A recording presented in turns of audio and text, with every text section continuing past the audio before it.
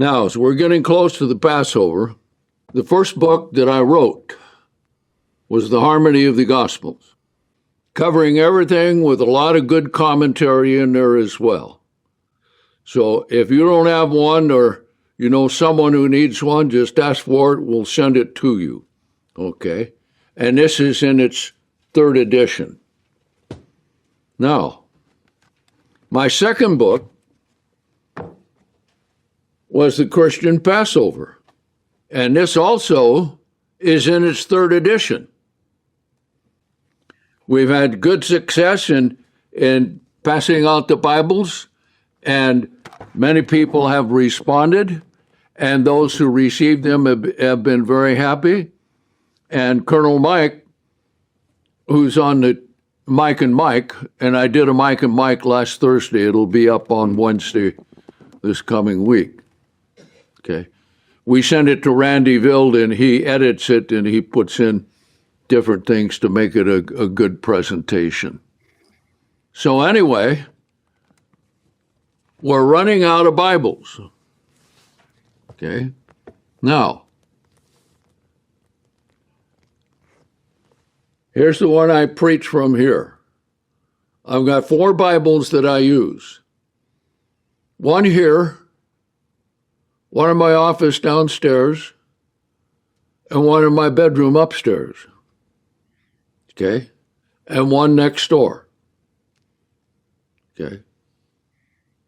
This will be the second edition, third printing. Okay? Now, in ordering it, you have to have a lot of lead time, because the best Bible paper is made in Spain. Now, we have them printed in China. Now, think about that. The most atheist country in the world prints more Bibles than anybody else. Okay? Now, why is that? Because they can be produced at a lower level cost. So I originally ordered 8,000 copies, but then I got a call back from the representative who's here in America, Tammy Sims, and she said that they can't do 8,000 because the paper comes in a container. And 6,500 to 7,000 is the maximum in a container. Okay? So that's what we will get. Now, we've ordered them. They've ordered the paper. It's got to come from China down through the Suez Canal. Hopefully, all of the Houthis are not out there trying to blow everything up. Then come to China, and then they put it together there. And I think you're going to like this edition very well. Now, here's the Greek interlinear. Now, I know it's big, I know it's heavy, but it's the best interlinear around. Now, you see the gold border around the title on the cover? Well, we're going to put that gold border around the title on this coming Bible. That'll really make it look good. So that'll be something. Now, it's interesting indeed how all of these things work out. Have you ever had something come about that you don't know what's going to happen, but you know what you're doing is right? Okay? And God lets you know it's right. It's not right because you're smart. It's not right because you're better than anybody else. It's right because of God.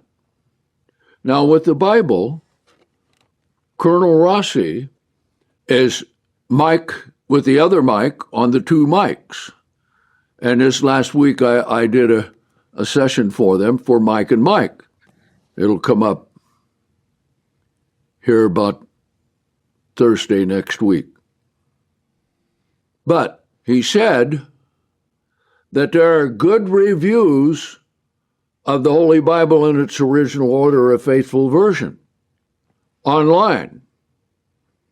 And there was one search that he did, and I don't know if it came out AI or whatever it came out. I have no idea. But the question was, what is the most accurate Bible? Guess what they came up with? The faithful version. See, now you go back, I go back. I never intended to do the Bible.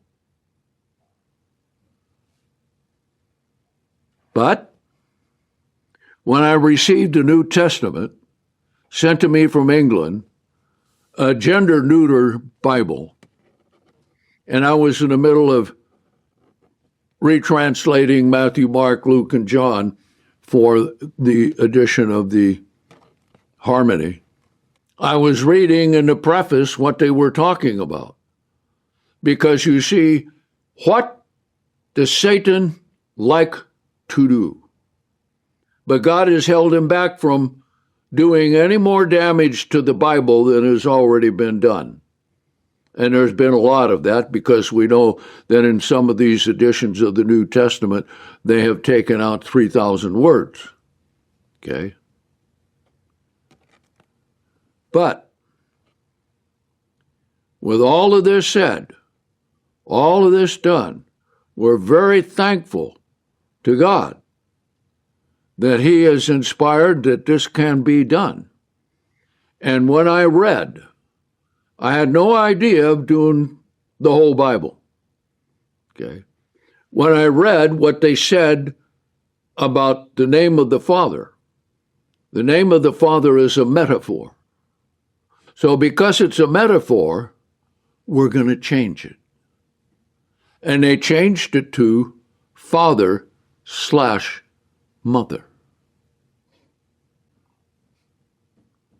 You can't get anything more blasphemous than that. So I said right then, prayed to God right there standing in front of my bookcase, reading that, we better do the New Testament. Because we did that first, the New Testament in its original order. So that's how we got started. See? And then I made translated study papers for our series that we went through. And I did this before this about the transgender New Testament. What happened was, in the 80s, and it took us 3 years to go through it, we went through the book of John, verse by verse by verse. Okay. Then we finished, and we had a small group, 7 faithful people. That's all we had. And they liked going through verse by verse. So I said, what would you like to cover next? Others said, well, we would like to continue studying this way.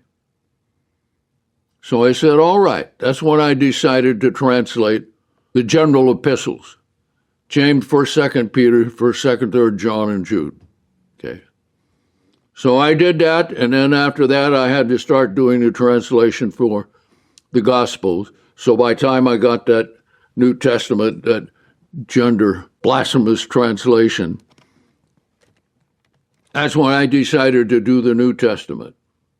Well, we got that done in 1998, and then doing all of the commentary that was in there. And by the way, the commentary in the New Testament in its original order is more complete than in the Bible, because in the Bible we didn't have the room to put the commentaries quite as deeply as we have in the Bible here, but it's adequate.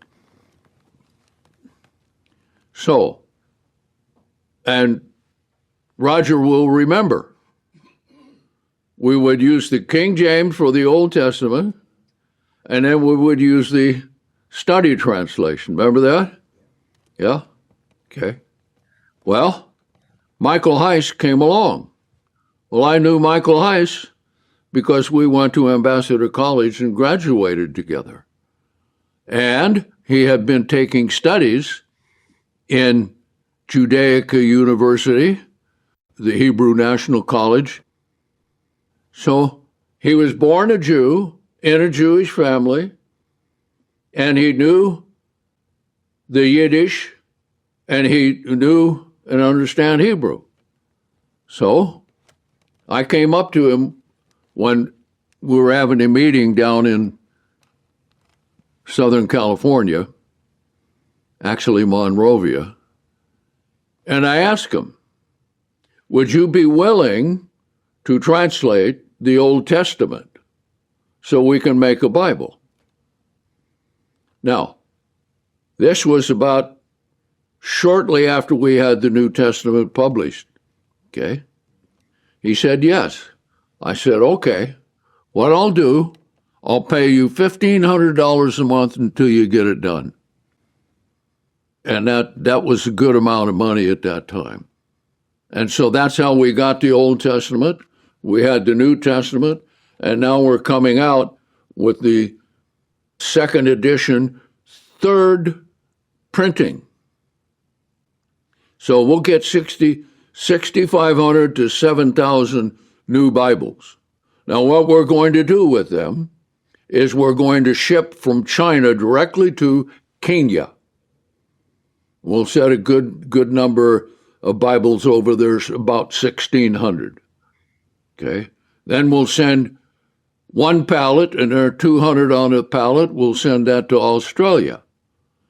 And then I'll check with Andrew Moses and see how many he wants.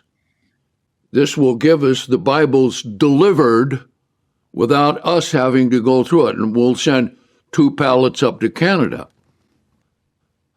So that's what we have right now. They'll get the paper sometime the middle of May, and then the Bible should be complete sometime in July. So then it will take a time for it to get here. But we have the finest paper possible. Everything is done. It's going to be one of the best Bibles ever. And all of that is to the glory of God and what He has done, what He has made possible. And we can just be thankful for God's mercy and love and truth that we're able to do so. And the thing we always need to understand is this, and I'll finish here. Everything we do must be based on truth, truth, truth, truth. Nothing else. See? Because the words in the Hebrew and the Greek, God inspired. Now, can any man have greater inspiration than God? No. Okay? So that's why the Bible becomes the most unique book in the whole world. And just think of the blessing that God has given us so we can be partakers of that. And what is done, it doesn't make us anything, doesn't make me anything, because if I learn things and know it, I better do something with it, right? Isn't that true? If we know how to do something, we ought to do it? Yes. Okay. So that's a summary of the Bible that's coming. So we'll keep you posted on how it's going. So let's take a break and we'll be back.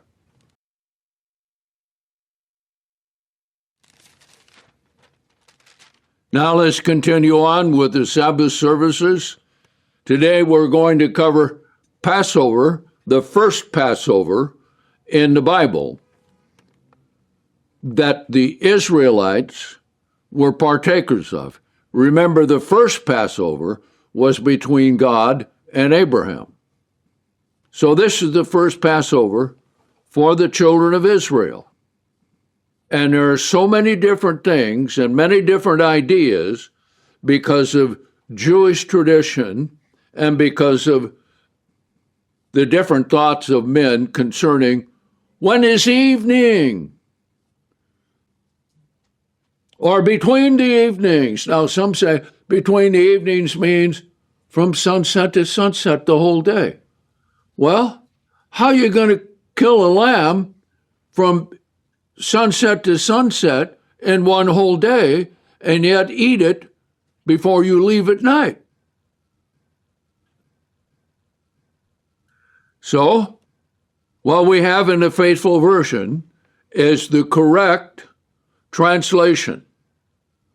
And this solves the problem of different ideas of men as to what evening is. Let's come here to chapter 12.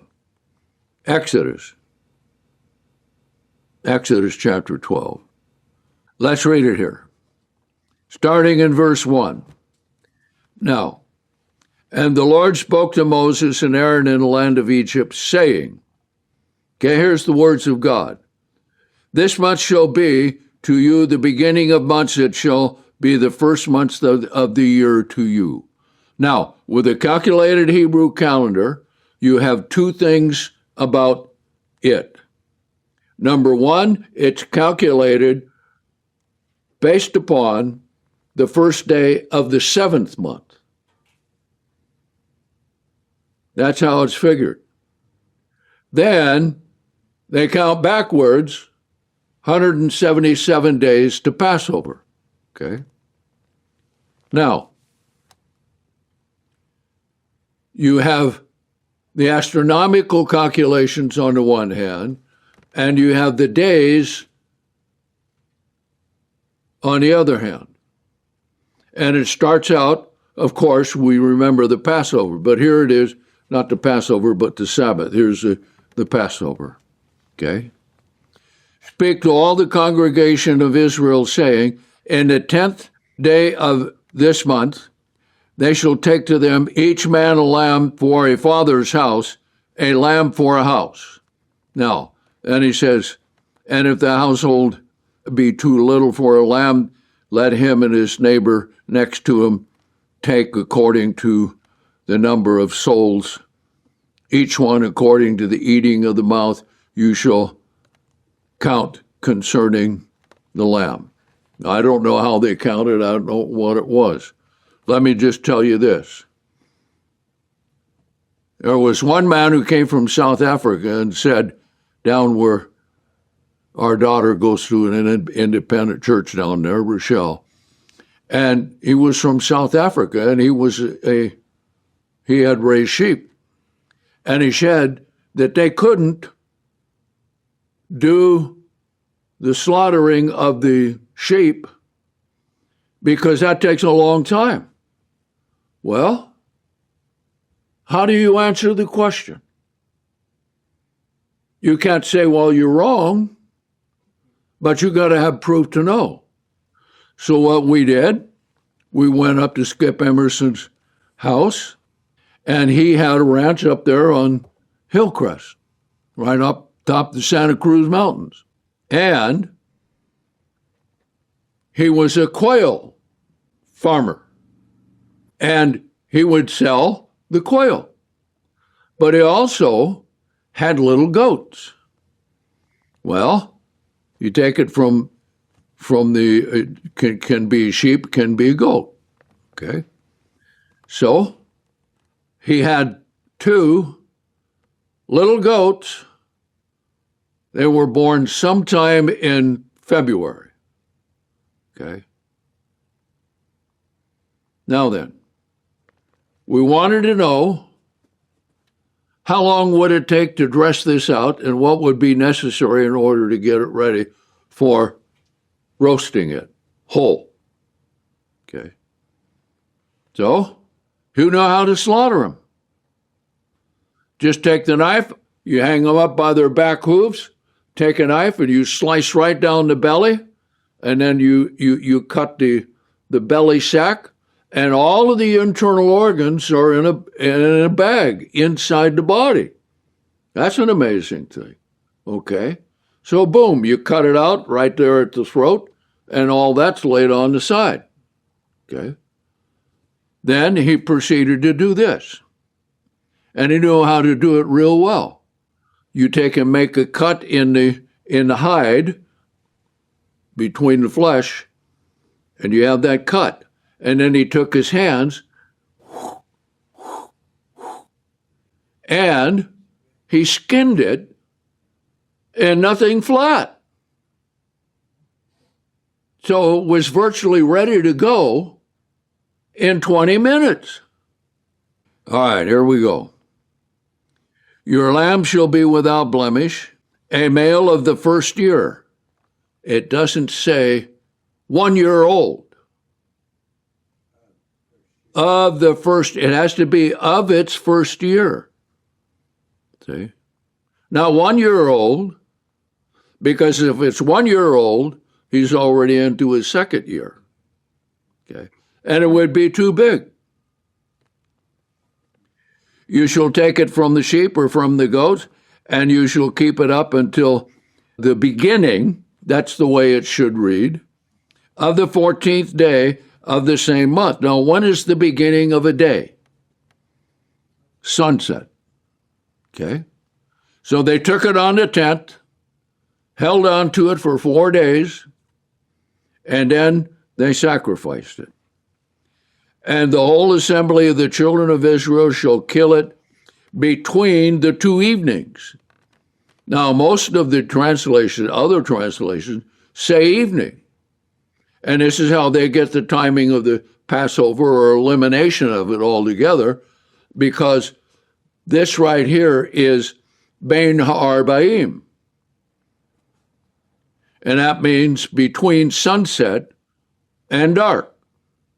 Okay? And they shall take of the blood and strike it on the 2 side posts and upon the upper doorposts of the houses in which they shall eat it. Okay? The blood is important. The Jews celebrate their 15th Passover. What do they tell you? That's a wrong day. Bible says 14th. There's only one, Bein Ha'arbaim, on the 14th, between sunset and dark. Why do the Jews take a 15 Passover? Well, there are several reasons. 15 Passover was started in Babylon. Why? Because no Israelite could take the Passover outside of living in the geographical area of Israel. So they kept a 15th Passover, and they kept it for decades in Babylon. Okay. So when they came back, there were some who kept the 14th Passover and some who kept the 15th. That's what we find in the New Testament with Jesus and his being brought up before Herod. Okay. Now then, what do they say that the Passover represents? They missed the whole point. Yet they have the Bible, yet they have a 15th Passover, yet they don't know the meaning of the Passover, and they reject the New Testament on top of that. Now, there are some Messianic Jews, but it's very difficult for them to get away from their traditions. Even if they are Messianic, they still have their traditions and look to all the physical things. Okay? So, the meaning of the 14th Passover, 3 things. 1, Passover between Abraham and God and Abraham. 2, the Passover of Jesus Christ when he died. The third one in importance, but not necessarily in timing, is the one here. And what's the first thing that is involved? when you slay the lamb. You take the blood and you put it on the upper doorpost and the side doorpost. Okay. Why? Because God was going to kill the firstborn.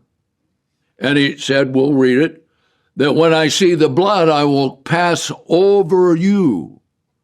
See? So the Jews have lost completely that meaning. They say the Passover pictures coming out of Egypt. Well, it's correct in the date of coming out of Egypt, but they miss everything to do with the Passover. Then it says here, verse 8, and they shall eat the flesh that night. So you have what? Between the two evenings, sunset and dark. Then the next one says, and you shall eat the flesh in that night. So you have sunset between the two evenings and night. Isn't that the proper sequence of time in the world? Yes. Roasted with fire, that's whole, and unleavened bread. And they shall eat it with bitter herbs. Do not eat of it raw, nor boiled at all with water, but roasted with fire, its head with its legs and with the inward parts. Now, that's not all the guts. That would be the kidneys, the liver, and the heart. And you shall not let any of it remain until morning. What do we have?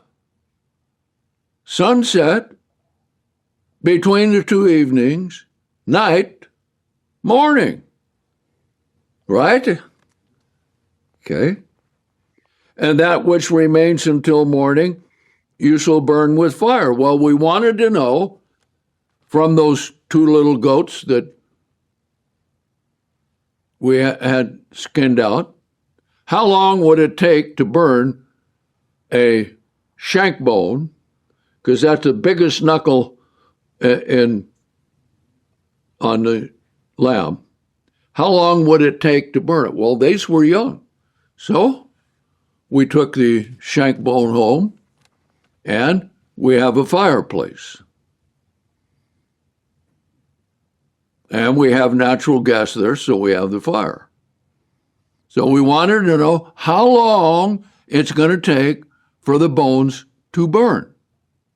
Now, obviously, if it were a large animal, it'd take a long time. But with a lamb that is born probably 6 weeks before the Passover, the bones are tender. The joints are very flexible. Is that right? Okay. So, put it in a fireplace to burn it, and it took an hour and a half. Now, we didn't have the skin because he wanted the skin, he wanted the leather. But I imagine if you have a good hot fire, you can burn up the skin with no time. Now, why did God want everything burned? One simple reason. God didn't want you taking a hoof or an ear or a tail and make that a good luck charm. That's what people would do. Oh, I was there that night. Look, I have the hoof right here. You know, and this is sacred.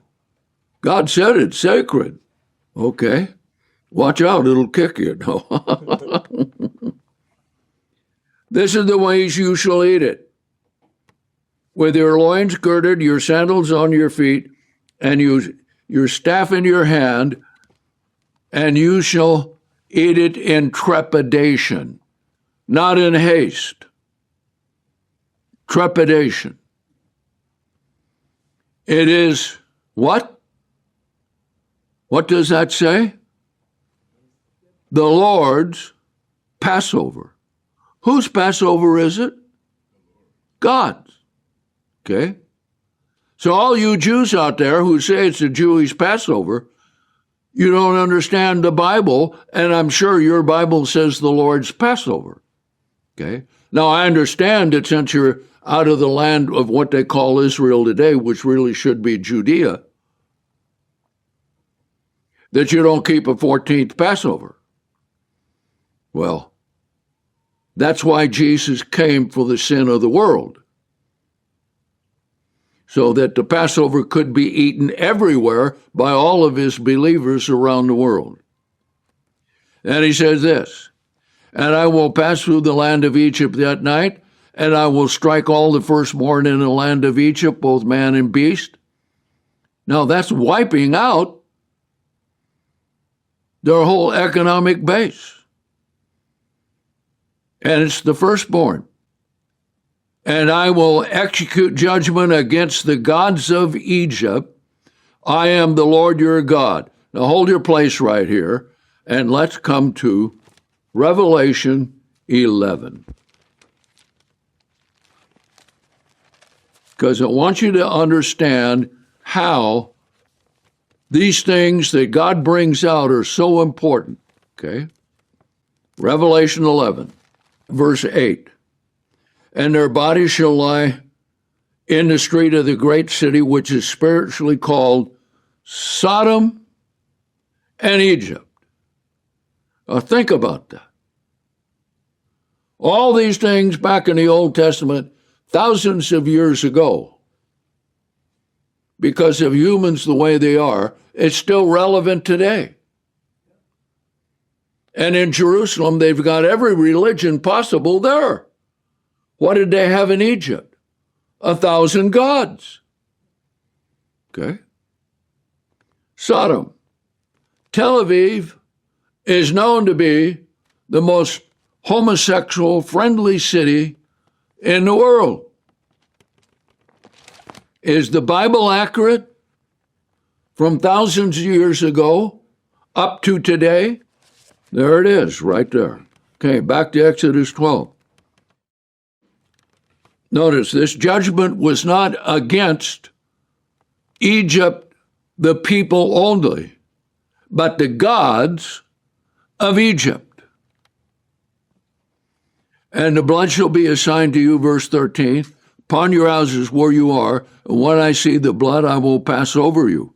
And the plague shall not be upon you to destroy you when I smite the land of Egypt. And this day shall be a memorial to you, and you shall keep it a feast to the Lord throughout your generations. You shall keep it a feast as a law forever. That's referring to the Passover. Verse 14, isn't it interesting? The instructions on the Passover end on the 14th.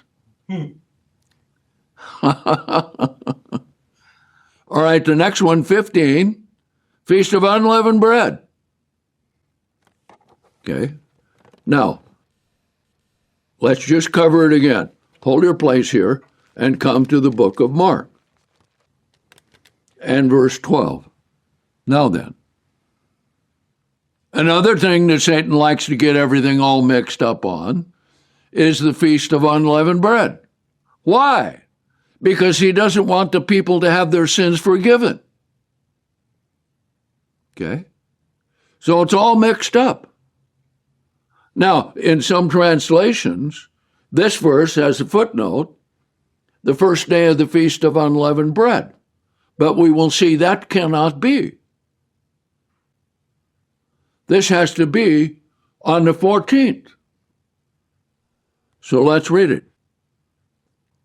And on the first day of the unleavened, now that's literal from the Greek. Okay? Now notice the next phrase. When they were killing the Passover lambs. Now when were they to kill the Passover lambs? Between sunset and dark, right? Beinar Bayim, right? Okay. Now, how can you have the first day of unleavened bread or the Feast of Unleavened Bread when they're killing the Passover, when that should have been done on the 14th and the Feast of Unleavened Bread is on the 15th, right? Okay. Now, you see, that's how people get so mixed up. Okay? When they were killing the Passover lambs, his disciples said to him, "Where do you desire that we go and prepare so that you may eat the Passover?" Did Jesus keep the Passover? Was he righteous? Did he always obey God? Guess what? He kept it on the right day, right? Now, why didn't he tell them where they're going to keep the Passover so they could have gone ahead and prepared for it a whole lot earlier? He didn't want Judas to know where they were. See? He came later with some of the other disciples. Okay? Because if he would have known ahead of time, he would have scooted off to the priest and say, "Hey guys, he's over here. You can come and get him." Now let's come back to Exodus 12. Verse 15, the Feast of Unleavened Bread. You shall eat unleavened bread 7 days. So, might ask the question, why in the New Testament is it specific that the Passover day, as we saw that had to be the Passover day, okay, is unleavened?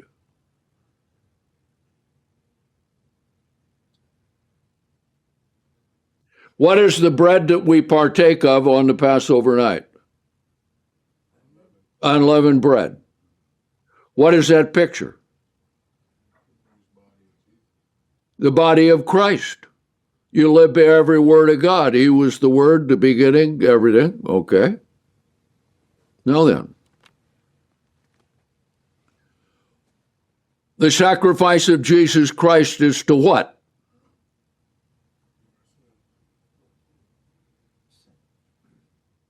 To be the Lamb of God, to what? Take away the sin of the world. The whole world.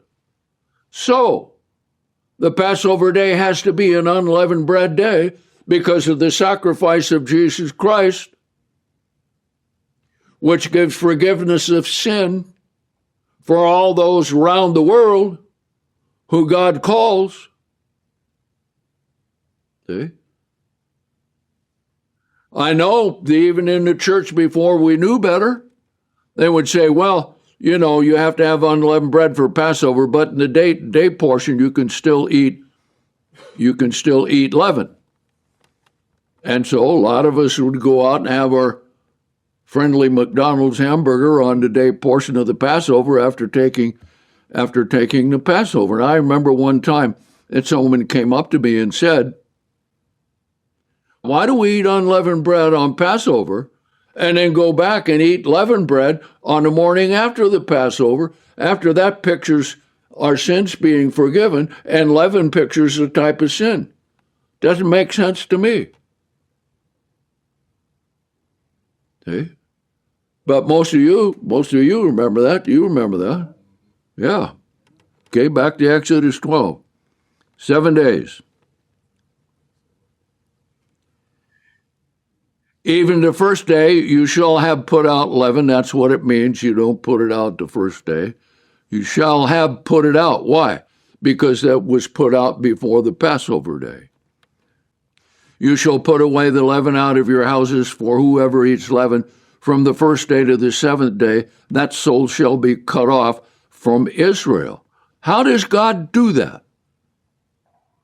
He doesn't come down here and take a sword on people. You know, you don't see people going around with a big wound in their side and say, "Oh, what's that? Oh, God cut me off." No. He removes this even blessing that he gives to the physical people. Because everyone in the world has some kind of blessing from God on the level of human beings, not having to do with conversion. Okay? So that's what it means, cut off from God. Okay? And in the first day there shall be a holy convocation, and the seventh day there shall be a holy convocation. No manner of work shall be done in them except that which every man must eat, only that may be done. You shall keep the feast of unleavened bread, for in the very same day I have brought your armies out from the land of Egypt. Boom. There it is right there. They assembled at Ramses on the day portion of the Passover. They had to get all organized. You know, you figure 600,000 plus people. That's a lot. That had to be organized. That's why God chose Moses. What was he? He was a general in the Egyptian army. Okay? Before he's converted. Now think about Moses. Lots of times you don't think about it this way. Okay? He was raised by an Egyptian, and he was brought up, and by the time he was an adult, he was a leader in the Egyptian government and army. 40 years.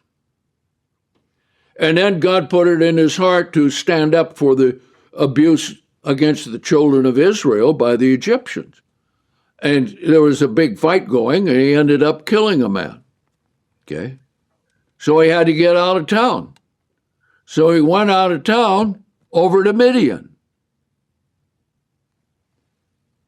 How long was he there? 40 years. What was his main occupation for 40 years? Taking care of sheep. 40 years. And then all of a sudden, he saw this fire burning in a bush. And it wasn't being consumed. So he went over there. He said, this must be of God. So he gets over there. And God said, I'm the Lord God's going to take the children of Israel out of Egypt. Take off your shoes, for you're standing on holy ground. What a revelation. See? Now, what did Moses have? Look at what we have today compared to that. We have the whole Bible. What did he have? I don't know how much of parts of the book of Genesis he had, but that's all he had. And God said, I want you to go to Egypt and bring the children of Israel out, and I'm going to send your brother to help you with it. And that was Aaron. Okay, there it is. First day of unleavened bread, leaving Egypt. In the first month, on the 14th day of the month, you shall eat unleavened bread until the 21st day of the month at sunset. Okay? 7 days there shall be no leaven found in your houses, for whosoever eats that which is leavened, even that soul shall be cut off from the congregation of Israel, whether it be a stranger or one born in the land. You shall not eat leaven in all your dwellings, but you shall eat unleavened bread. Now, how did Moses get all this information to all the children of Israel? Now, they were living in Goshen, one of the best areas in Egypt. Okay. He picked up his cell phone, said, hey, guys,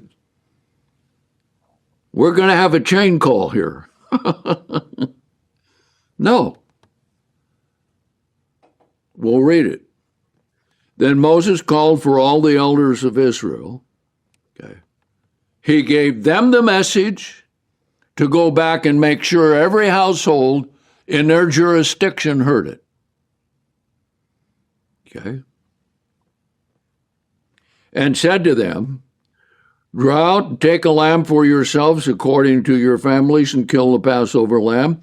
And you shall take a bunch of hyssop and dip it in blood in a bowl and strike at the lintels and the two side posts with the blood in the bowl. And none of you shall go out of the door of his house until sunrise. That's the proper translation. Because in one of the Passover papers that was written by a double PhD, okay, Robert Kuhn, he said that back then they kept time like we do today, and midnight was morning. So they left their houses at midnight. Well, how are you going to make any kind of march at night unless you're all organized first in the daytime? Because you have to take all your, as much goods as you can with you, okay? Now, that was quite a journey that they were heading out on. I mean, I don't think many of us could take it. I don't know how much I could handle, at my age. Then he says this, for the Lord will pass through to strike the Egyptians. And when he sees the blood on the lintel and on the side post, the Lord will pass over the door. He will not allow the destroyer to come into your houses to strike you. Now, I don't know how God did that. I imagine it was a multitude of angels doing it. And you shall observe this thing as a law to you and your children forever. Now, listen carefully to this next part here. And it shall be when you have come into the land which the Lord will give you according as he has promised, that you shall keep this service. It will be when your children will say to you, what does this service mean? Now, I don't know how the Jews miss this, but they do. Then you shall say, it is the sacrifice of the Lord's Passover, who passed over the houses of the children of Israel in Egypt. Passover. It's the Lord's Passover. And in that paper by Kuhn, he said, well, we don't know how we came about the word Passover.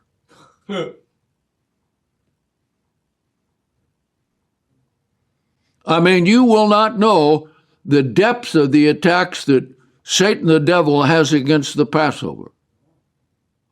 Look at all the varieties of the Lord's Supper, of communion, of Mass. Look at. The only ones that have it right are those who really believe God and keep it on the 14th the way that he said. Okay? And we'll see next week, you have foot washing, you have the bread, and you have the wine. Okay? Passover of the Lord, who passed over the houses of the children of Israel when he struck the Egyptians and delivered our houses. And the people bowed their heads and worshiped. Okay? And the children of Israel went away and did as the Lord had commanded Moses and Aaron, so they did. And it came to pass at midnight, the Lord struck all the firstborn of the land of Egypt, from the firstborn of Pharaoh, who sat on the throne, to the firstborn of the captive in prison, and also all the first of the livestock. Now, this was a mortuary's delight. All these dead bodies. Okay? Yeah. Now, you go to Numbers 33, and it said that they left the day after the Passover while the Egyptians were still burying their dead. I mean, what are you going to do? You could have in a household, if the father was firstborn, the mother was firstborn, bang, they're dead. Their firstborn child, whether man or woman, bang. All your cattle, the firstborn, sheep, goats, donkeys, camels, boom. Death everywhere.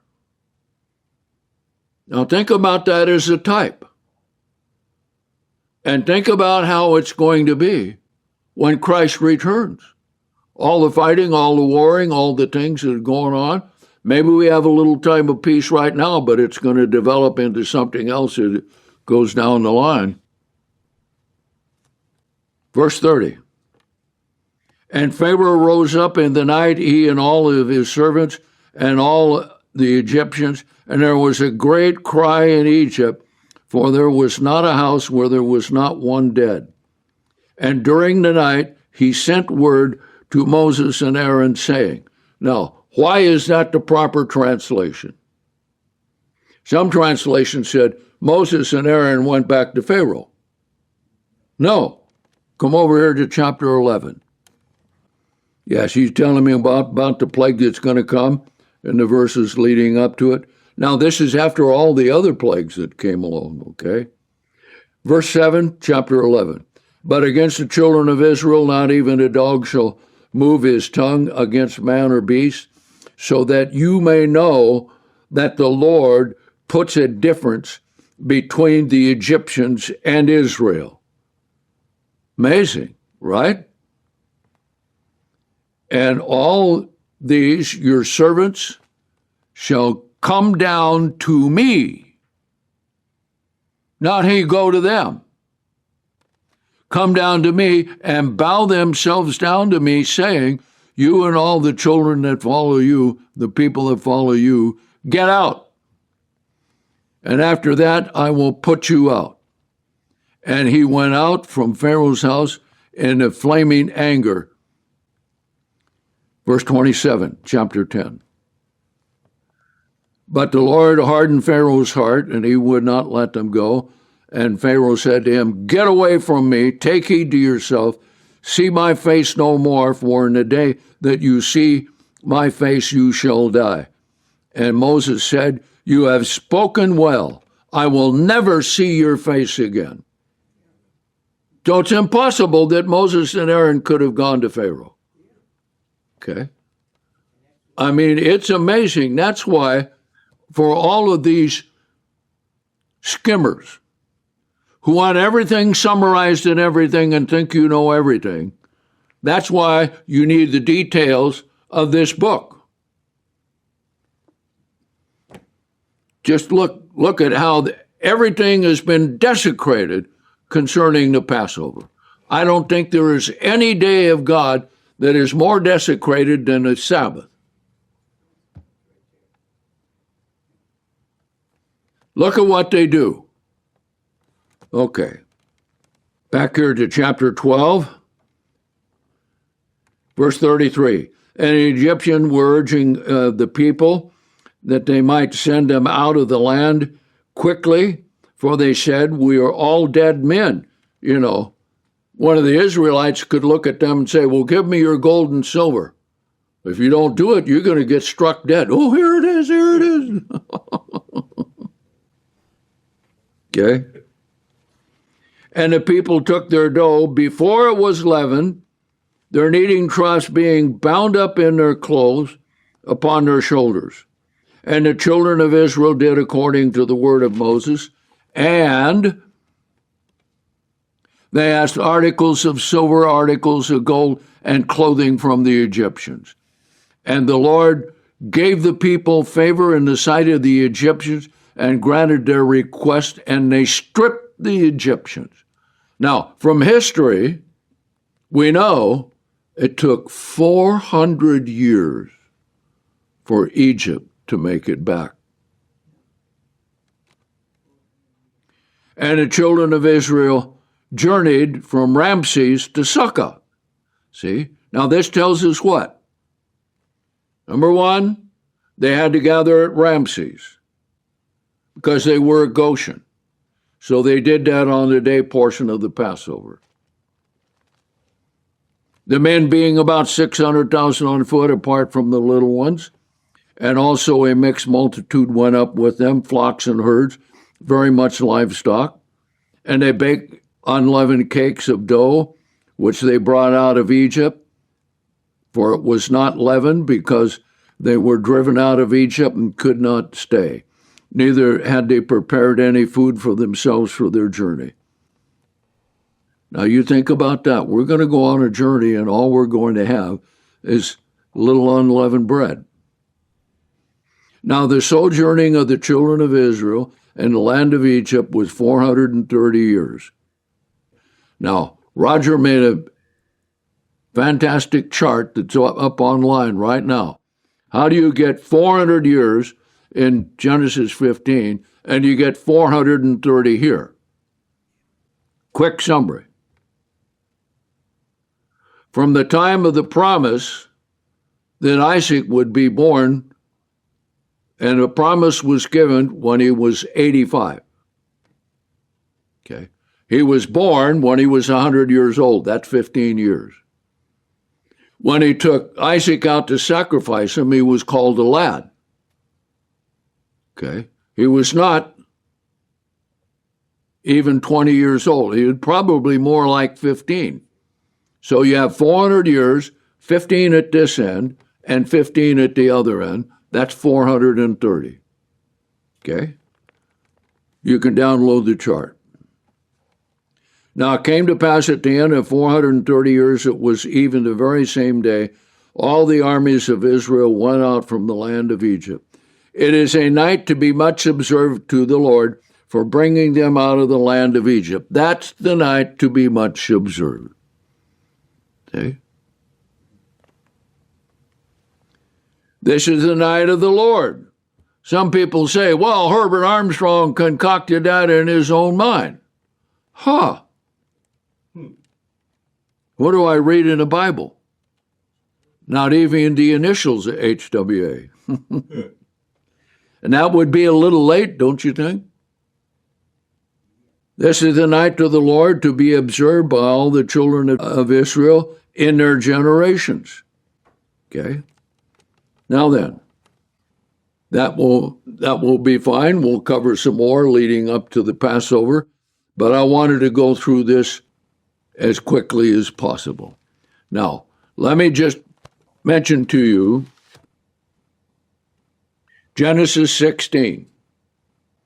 Now, remember when they were going out of the land and God gave them the manna, and he told them, you get double manna on day 6. And none of you go out of the door of your tent to look for food. Now, you would think this, after all they went through and all the instruction of Moses and all the plagues that they saw, walking through the Red Sea and everything, but some went out to look for manna on the Sabbath. So what did he say? Why do you go out and look for manna on the Sabbath? Okay. Now, another thing in that same chapter, which is this. He gave them quail. Quail to eat. They said, oh, we need some flesh. We got to have some flesh. Okay. I get a kick out of this when I think about it. When you ask God, and God says he's going to do it, he doesn't do it a little tinkle bell. He does it big time. Okay? So, they were making all this fuss on the Sabbath day. So God said, I'm going to send you quail. So it says, and in the evening, Erev, that's the sun is going down, I'm going to send the quail. So here they come. Huge flocks of quail. And where did he put them? Just dumped them right on the tents of the Israelites. And they were probably all semi-conscious after what God has done for them. It was easy for them to get. And then he said, between the 2 evenings, Ba'erev, you shall eat flesh. Okay. Now, one man said, no, God did this on the Sabbath day because they needed the flesh. Well, is God going to break his own Sabbath so he can do something physical for people? No. So he sent the quail right at sunset, landed on all the tents of Israel, and then when the quail came, then how long would it take them to start eating meat? Well, if you know a quail, there's not very much to it. Okay? So probably about a half hour later, they were eating meat. Okay? So what God did, he kept his Sabbath as a sign for them to keep the Sabbath to him. Then he sent the quail. Okay? That must have been something. Can you imagine all the feathers and bones and everything?